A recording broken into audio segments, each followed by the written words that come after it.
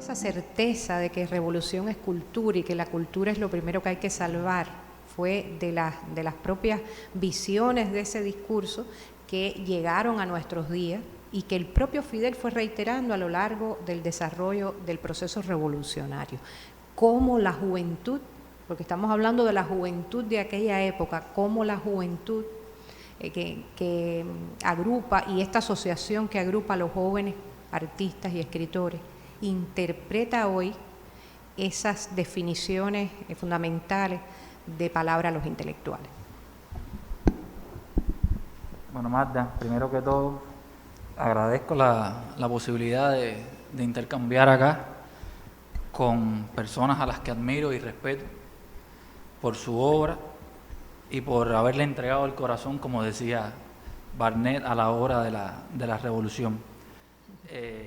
Ya han pasado 59 años de aquel memorable discurso titulado Palabra a los intelectuales, y la vigencia del mismo yo creo que es indiscutible, aun cuando conocemos que durante todo el periodo que Fidel acompañó a los artistas, a los intelectuales, él mismo en algunos momentos reinventaba esa capacidad de enamorar a los artistas, a los intelectuales, con nuevos discursos que hacían que uno, cuando lo escuchaba, se llenara de motivaciones. En este libro que tengo acá, que es uno de los tesoros de la Asociación Hermanos Saiz, que tiene un prólogo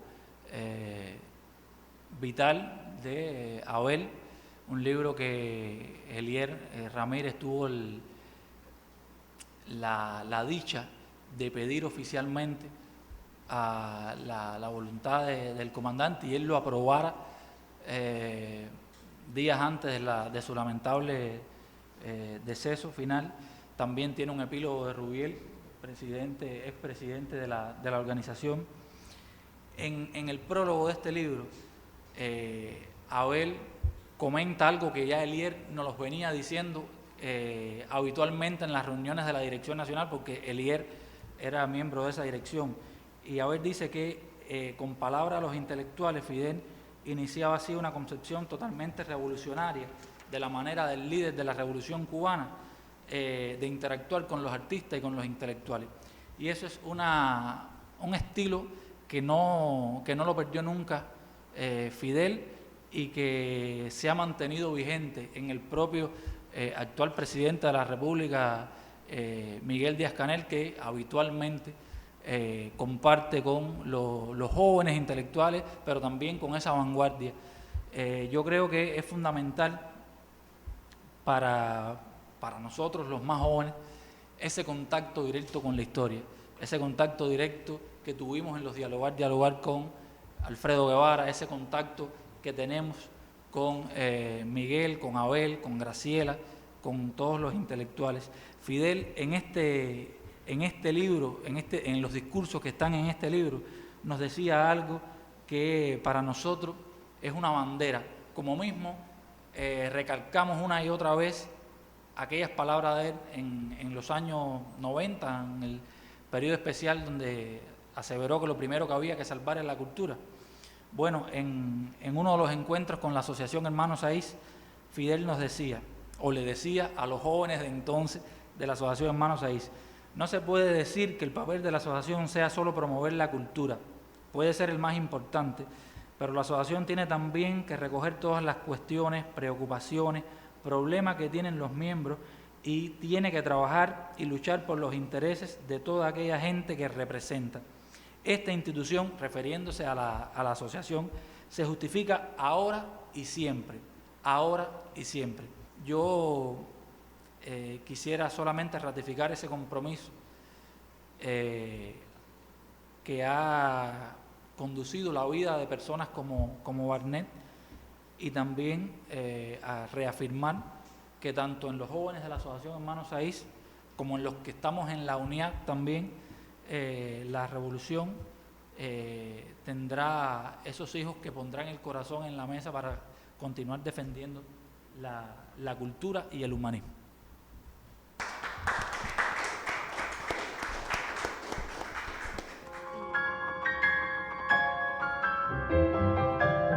gracias a todos los que nos acompañan hoy aquí en la Casa de los Escritores y Artistas, que es la unidad.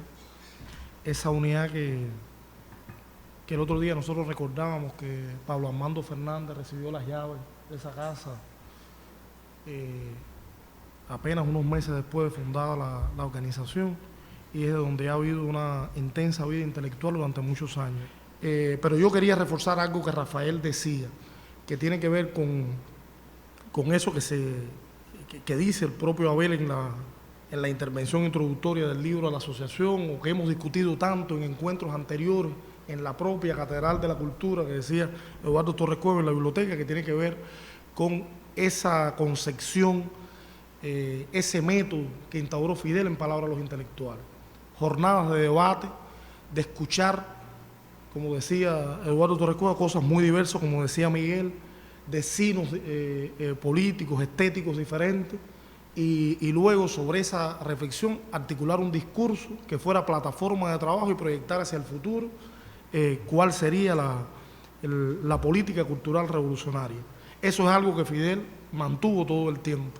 Hay que recordar los encuentros de la unidad, pero hay que recordar las reuniones de los encuentros con los trabajadores de la cultura, hay que recordar las reuniones de los directores de cultura, municipales de cultura, donde Fidel le dedicó tanto tiempo a pensar la cultura, con esa concepción que Miguel alertaba, que Miguel recordaba de tomar en cuenta también la cultura popular, de pensar que había que ascender al pueblo, como fue uno de los lemas que guió algunos de los encuentros de la unidad.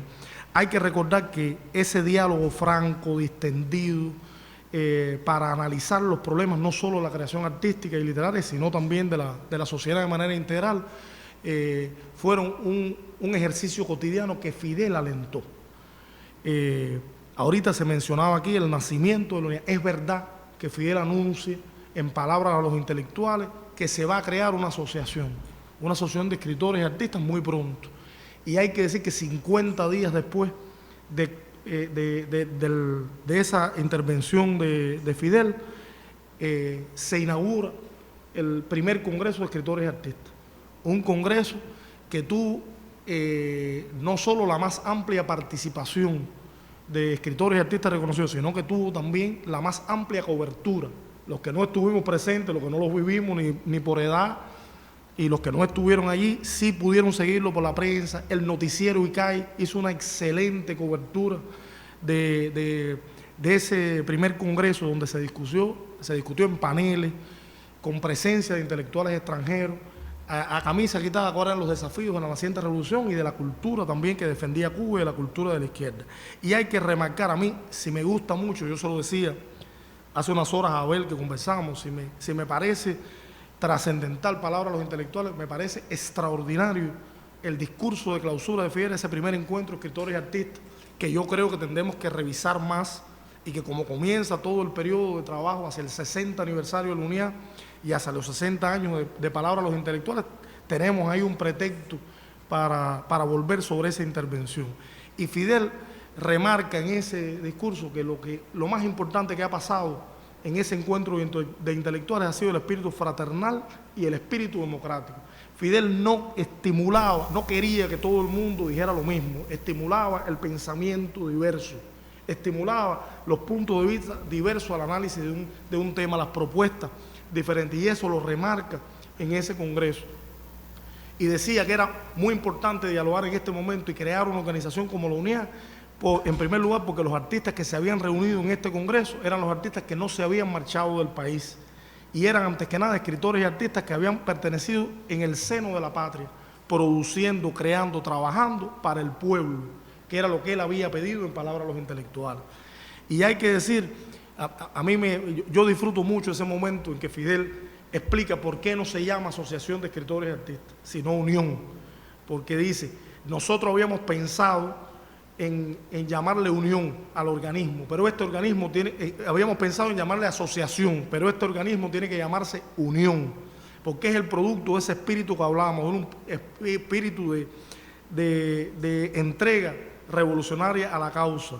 Y nos decía, nos sigue diciendo en el tiempo, esa unión de escritores y artistas de Cuba se ha creado para los fines de la creación, independientemente de la organización sindical.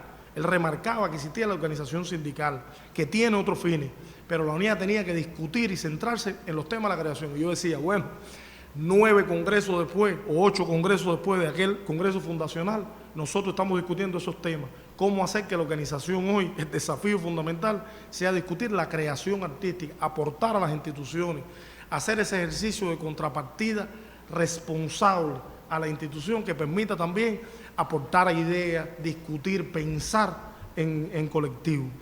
Rafael hablaba ahora de la manera en que ha habido una continuidad en la dirección de la revolución, en la atención a los escritores, en el diálogo, en los encuentros con la dirección. Yo recuerdo que nosotros tuvimos el privilegio de que en ese 8º congreso estuviera con nosotros Raúl, que dijera palabras muy bellas, como estuvo en el 3er congreso de la asociación, donde dijo, yo no puedo ser miembro de edad de esta organización, le dijo a los jóvenes de la asociación, pero soy miembro de corazón, de espíritu, yo los acompaño. Y fue un momento bellísimo que se unió la generación de Esther Montes de Oca, que había aportado a los hijos a hacer una revolución donde la cultura estuviera en el centro, y estuviera Raúl con nosotros y estuvieran los jóvenes que estaban llegando, y eso emociona mucho pensarlo. Y luego en el 9º congreso, bueno, tuvimos el privilegio de que estuviera con nosotros Díaz-Canel todo el tiempo, de que nos escuchara, que razonara, de que hiciera probablemente el discurso más revolucionario de todos los que hicimos allí, y hubo discursos que tuvieron verdaderamente una concepción muy revolucionaria, un compromiso de los escritores y artistas. Y Díaz-Canel en el tiempo volvió a palabra a los intelectuales y nos llamó la atención y nos dijo, no consigo a un artista, a un intelectual, a un creador que no reconozca aquel discurso que marcó la política cultural de la revolución. Y también llamó la atención de que no imaginaba ningún dirigente político, ningún funcionario, un dirigente de la cultura, que prescindiera de las definiciones de principio para llevar adelante las responsabilidades. Y habló también de la manera en que incorrectamente, como decía Miguel, se habían extraído frases y se enarbolaban como consignas frases del discurso, y que el deber de nosotros era leerlo conscientemente y haciendo una interpretación contextualizada del momento. Yo creo que en ese discurso, lo decías Magda al comienzo de la intervención, Díaz-Canel retó a los creadores de la unidad, nos retó a participar, nos dijo algo extraordinario que se repite una y otra vez, y que tenemos que hacerlo más que consigna, ejercicio cotidiano de trabajo, que es no ser más que espectadores, ser actores, como había dicho Fidel en palabras de los intelectuales. Habló también de las misiones que tienen, no solo la unidad, los escritores y artistas, una misión no vista solo como una misión gremial, no solo discutir los problemas al interior de la organización o preocuparnos por los temas de la creación o los recursos, sino pensar también la sociedad, que es algo que ha hecho consecuentemente y sistemáticamente la unidad y los escritores y artistas que lo integran. Cuando uno se detiene en estos temas, en estos días, uno se da cuenta de que ese discurso, de que esas palabras de Fidel a los intelectuales para nada han envejecido. Tienen una actualidad extraordinaria y son guías del trabajo de cada uno de los que estamos en las organizaciones, en las instituciones, trabajando por la cultura. Ese espíritu es... Ese espíritu es el que yo creo que magistralmente resume la imagen del gran artista rancaño que nos ha acompañado durante las evocaciones de esta campaña, porque realmente es esa cultura que se sintetiza muy bien en la imagen de un colibrí que él suele mostrar siempre de muy diversas maneras, pero emblematizando, siendo el emblema de lo que un artista puede soñar y pensar y desear para la cultura. Abel Prieto ha sido testigo de muchos instantes de la cultura nacional y ha sido actor, ha sido protagonista del desarrollo de la cultura cubana en revolución. Creo que como pocos en la mesa de debate puede hilar o tejer finamente la herencia que hemos recibido de palabras a los intelectuales y la vigencia que tienen esas palabras hoy. Gracias, Marta. Yo no estuve en palabras. Hoy estamos conmemorando 59 años de aquel discurso fundador de Fidel y el primer aniversario de la clausura del Congreso de la UNIAC, del 9º Congreso por Díaz-Canel. Y yo lo primero que recordé cuando me senté en la computadora para hacer estas notas, una relectura de Palabras a los Intelectuales. Quizá debía haber releído el discurso del compañero Díaz-Canel y este texto del que me habla mucho Morlote, que yo no sé si Alpidio, si tú lo has trabajado, yo no, que es las palabras de Fidel en el primer Congreso de Escritores y Artistas, que fue el congreso fundador de esta organización. Bueno, me quería referir brevemente a lo que decía Miguel de los años 50. Ese testimonio de Miguel del preámbulo verdaderamente siniestro de esa década de represión, esa década terrible que terminó definitivamente el 1 de enero del 59, y él mencionó al paso que a veces vemos estampas idealizantes de esa década. Yo creo que una de las cosas que tenemos, y aquí tenemos a nuestro más grande historiador hoy, sin ninguna duda, Eduardo, es, sin simplificar nunca, evitando siempre la simplificación, que es algo que evita Fidel en Palabras a los Intelectuales, mostrarle a nuestros jóvenes y a la gente de mediana edad, etcétera, qué fue realmente aquella década, qué fue en todo sentido aquella década. Yo creo que uno de los momentos emotivos del Congreso de la UNIAC, 9º Congreso, y yo llamé a Morlote para verificar si aquel recuerdo mío era, y él me lo completó. Uno de los momentos realmente emotivos, estremecedores, fue cuando la gente en medio de las ovaciones empezó a decir Palabras a los Intelectuales 2.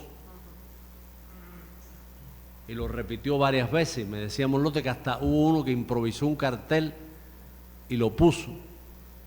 Es decir, yo creo que ese elogio seguramente a Díaz-Canel no le gustó, pero expresó la idea de la continuidad, esa idea que él repite continuamente. La expresó, la sintetizó. La gente sintió que estaba viviendo un momento verdaderamente memorable de comunicación con la dirección del país, con un joven líder formado por Fidel, formado por Raúl, que de pronto viene como heredero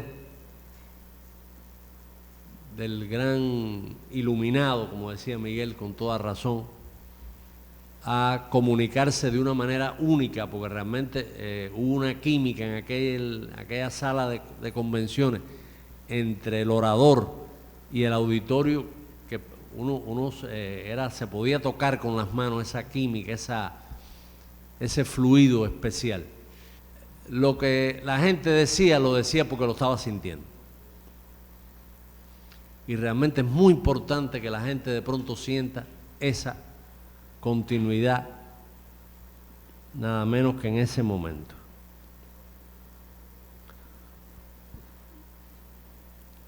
Siempre, eso me ha pasado muchas veces.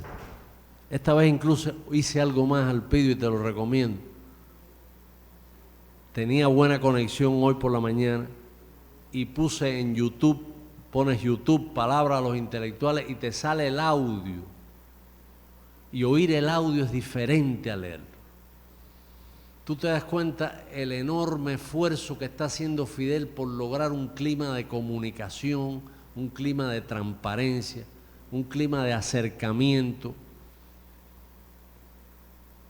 Y tú te das cuenta que hay cosas que dijeron en las sesiones previas que a Fidel lo sorprendieron y en algún caso hasta yo diría que hasta lo irritaron. Y Fidel lo dice, pero al mismo tiempo siempre le da una salida digna a la persona que pudo decir eso. Es asombroso que un hombre tan joven y al mismo tiempo sometido a las presiones a las que tenía que estar sometido el líder de esta revolución, ya acosada, ya bloqueada, ya calumniada, las enormes presiones, sin embargo pudo escuchar, como él dice, con una gran paciencia, escuchar todo lo que se dijo allí. Es un discurso lleno de matices, lleno de matices. Es un discurso que sobre la base de los principios, Fidel jamás jugó con los principios, como Martí jamás jugó con los principios, trata de hacer un esfuerzo verdaderamente notabilísimo por comunicarse incluso con personas, como él dice, honestas, que no tienen una actitud revolucionaria ante la vida. Y ese concepto, honestidad, tiene un lugar central en las palabras de los intelectuales. Yo he repetido 1000 veces, no sé cuántas, creo que lo repito ahí también en el prólogo que mencionó Rafael tan generosamente, la idea esa de solo podemos renunciar a aquellos que sean incorregiblemente reaccionarios.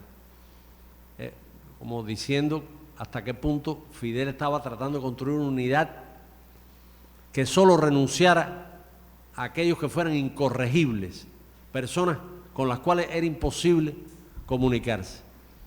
Y él habla duramente, con mucha claridad, de los mercenarios, dice así, y de los que están al servicio del enemigo. Esos ya saben lo que tienen que hacer, dice Fidel.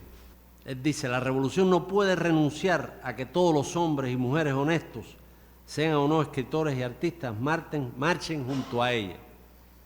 La revolución debe aspirar a que todo el que tenga dudas se convierta en revolucionario. La revolución debe aspirar a que todo el que tenga dudas se convierta en revolucionario, como una aspiración. Siempre que la duda sea honesta. Cuando la duda sea una duda pagada, pues a ti te pueden pagar por tener dudas, porque tú no dudas sobre esto, entonces te pasan algún tipo de estímulo, como se dice. La revolución debe actuar de manera que todo ese sector de artistas e intelectuales que no sean genuinamente revolucionarios encuentren dentro de la revolución un campo donde trabajar y crear. Y que su espíritu creador, aun cuando no sean artistas y escritores revolucionarios, tenga oportunidad de expresarse dentro de la revolución. No quiere decir que tengan la oportunidad de trabajar contra la revolución, eso queda claro. Trabajar dentro de la revolución como un espacio ecuménico de confluencia, y la idea, como decía Morlote y lo decía Rafael también, la idea de que el debate es algo imprescindible para ir construyendo la unidad. Como dijo Fidel en el año 61, tenemos que defender la libertad creadora, tenemos que defender condiciones de creación, pero también, como dice el propio Fidel, la primera preocupación de todo revolucionario tiene que ser defender la revolución. Es decir, cómo la cultura puede ser útil hoy a este país en estas condiciones, en este momento,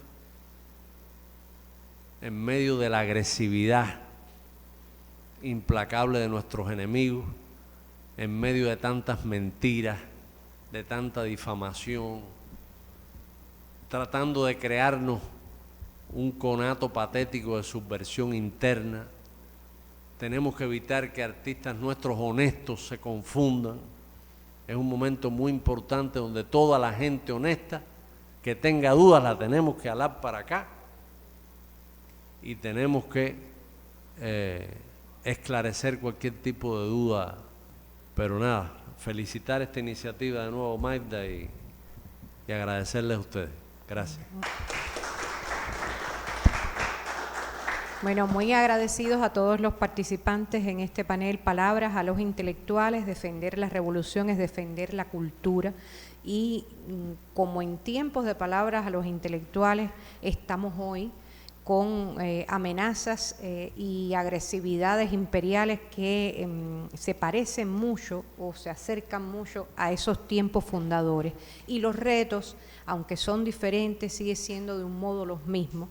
El propio Miguel Díaz-Canel ha dicho que la revolución insistía en su derecho de defender su existencia, que es también, como ha recordado Abel Prieto hoy, la existencia de un pueblo y de sus creadores e intelectuales. A estos 59 años de Palabras a los Intelectuales y al primer Congreso de la Unión de Escritores y Artistas de Cuba, hemos dedicado este tiempo de debate y reflexión que se convertirá en un espacio sistemático de nuestra organización. Muchas gracias.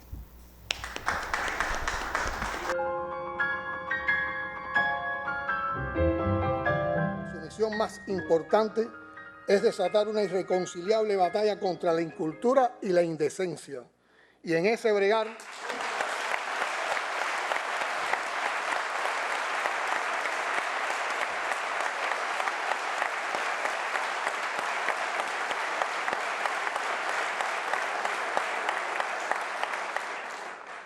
bregar los creadores deberán ser, como siempre, como pidió Fidel en Palabras a los Intelectuales, más que espectadores, actores.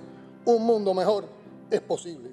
Esa certeza la heredamos de nuestros padres y tenemos el deber de sostenerla para nuestros hijos.